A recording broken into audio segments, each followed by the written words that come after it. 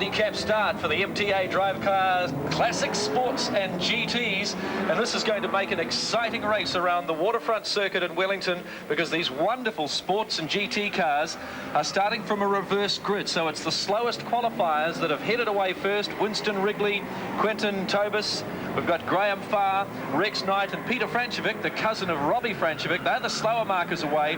The entertaining drivers that we saw in the first heat on Saturday are away at the back of the field. Andrew Whitaker, Roger Townsend, Mike Booth. Roger Townsend putting on a magnificent display in that Ford BDA Escort from the South Island, a former top rally driver, and he certainly threw that around yesterday. So with me, Digby Pape, who probably wishes he was out there. You're normally out there in a field like this, aren't you, Digby? I certainly would be like to be out there in my Cobra, but that's gone, so I've got to do something else today to get my hand in. And here we see the cars working hard. There's an XU1 throwing a bit of smoke behind, it looks like Graham Peffer's GTA Alpha. There's a little Fiat Abarth replica car out there. We've got a husband and wife combination in those cars from Christchurch, Debbie Chapman and her husband Dennis Chapman out there in those identical cars, the little Abarths. Now these guys will not only have to try and pass the car in front, of course they'll have to watch their rear view mirrors because the faster cars are considerably faster, particularly the Tuscan, and there goes the Abarth replica, and there's the fast cars at the back of the grid, and Roger Townsend already, the rally champion, there he is, did so well yesterday, trying hard to catch up the front cars. Roger Townsend is the man that has won the South Island Rally Championship. Look at that wonderful car. It's also the car that Paul Adams used to rally. We're going back a few years now, and it's being virtually rallied around the streets of the Wellington waterfront this time. Roger Townsend finished in second place yesterday. Couldn't quite get to the front, but we watched the action as Roger Townsend, we go back to that opening lap, he comes through the hairpin. He's trying so very, very hard. He puts the power down on the Escort and just throws it sideways. Exciting action from the South Islander, the car salesman from Christchurch, Roger Townsend. Digby, what's the eligibility to race in this class? Well, first of all, it helps to know the Wellington organisers, and they invite basically their friends that have interesting classic cars. Japanese cars usually aren't invited. They're British, Italian and American cars with interesting histories. Now, here's an interesting car. Is that Peter Brock? Well, it looks like him. It's a replica of Peter Brock's car. Didn't do too well yesterday, but there he's carving past John Egden's hugely powerful 500 horsepower Monaro. So the Sierra might have been a bit of a sleeper yesterday, but here he goes today. Well, it's nice to see the 05 Sierra powering around the streets of the Wellington waterfront. Unfortunately, it's not in the Nissan Mobile 500, and unfortunately as well, it's not Peter Brock. There's a lot of expensive motor vehicles out there. If you topped up the list and how much money was out there, there'd be a lot. Yeah, I would say it's... Oh, hello. Looks like Keith Peffer into the wall. We'll check that in a minute. It could have been Ian Maskell. We'll get the number in a minute. So 2 laps have been completed, and it's still the Winston Wrigley car, the Holden Monaro holding on to first place from the Quentin Tobis Mini. So you can see already a real mixture of cars. And that is the Lawrence Jones Jaguar that we've been watching, puffing lots of smoke, and also the BMW. That looks an expensive bit of smoke as well. Now this is the action going back to the track as they come onto the Wellington waterfront again. And straight into the wall, a very, very hard bunt into the wall. Yeah, that was Ian Maskell. I went to school with Ian, and he wasn't interested in cars at school whilst I was madly filling in pictures of cars in all my school books. He was playing rugby. Now he's racing, and he's good. But now he's had a bit of an accident today. He's a property developer in Wellington. Well, after 3 laps, it's Winston Wrigley still holding on to first place. He got away from the back, well, he was at the back marker, so he's first. Peter Francevic moved up to second place now. Quinton Tobis in the Mini is third. Rex Knight fourth. Peter Blank in 5th place. And Carl Northcott is in 5th place. This is unbelievable handicapping. We are going to have one hell of a finish in this race. It's the MTA Drive Cars, Sports and GTs around the Wellington waterfront on race day for the Nissan Mobile 500. And this is a reverse grid, a handicap reverse grid race. Peter Francevic indicating to let the Jaguar through, but he was faster. This car looks like it's driven off a showroom floor, the Cortina of Peter Francevic. Hassling away for second place. He was last year's organiser of the race and invited, or the last 2 years, got this series off the ground. Sefton Gibb runs it now, who races the Almac Cobra, who will be coming up to these cars shortly. 8 laps around the tight circuit, and some of these cars, being big cars, will be quite difficult to handle around this circuit, won't they, Digby? Well, Winston's obviously proving that. Look how hard this car is to drive. He's had some great armfuls of opposite lock in his 350 Chev-powered Holden Monaro, and the Jaguar XJS or XJ6 doing very well to hang on to him, and it looks like he's threatening for a pass. The Jaguar has got past and now starts to put the pressure on Winston Wrigley.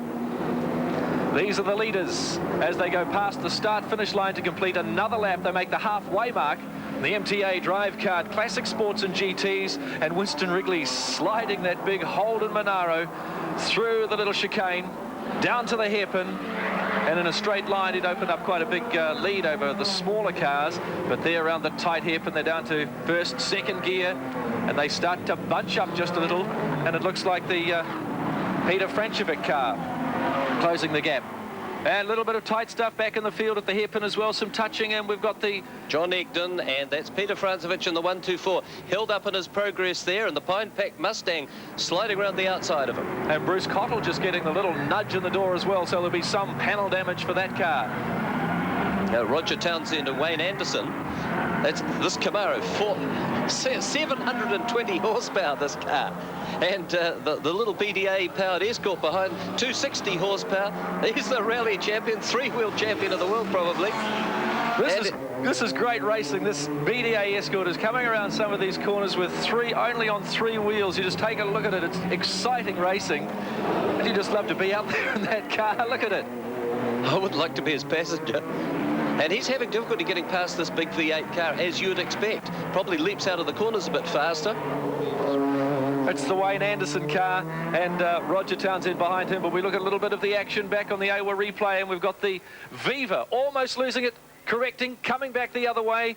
Car 129, and then straight into the block wall. Very unforgiving, almost taking out the 05 car as well. Here's a 289 powered Ford.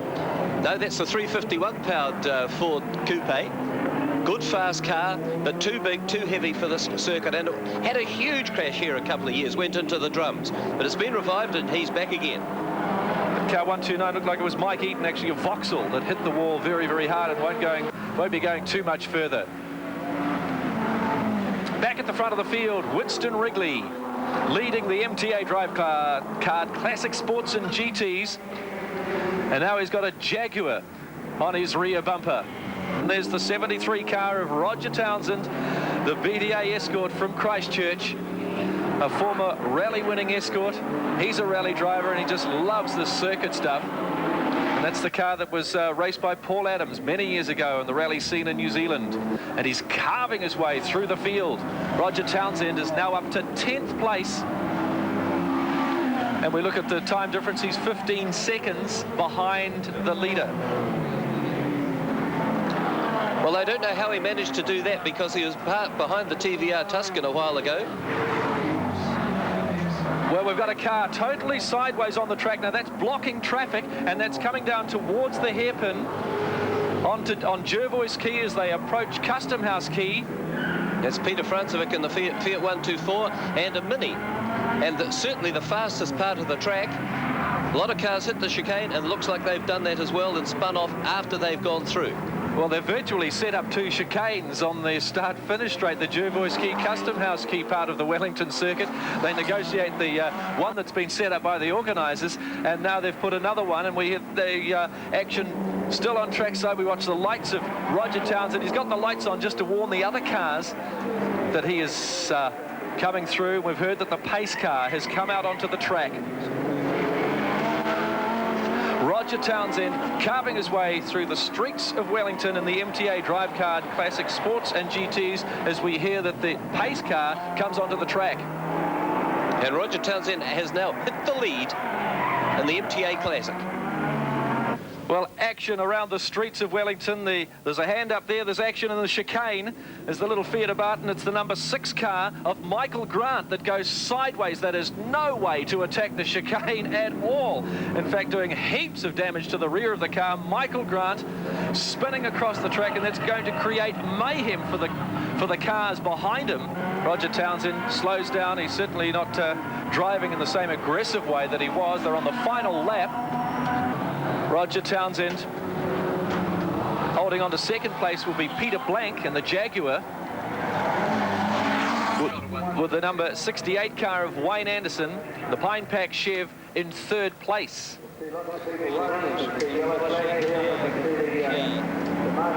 So after 7 laps, the pace car's on the track, and this is how the MTA Drive Card Classic Sports and GT race will finish. Roger Townsend in the Ford, Peter Blank in the Jaguar in second place, Wayne Anderson comes home in third place, with Winston Wrigley, Peter Francevic and Rex Knight filling in the top 6.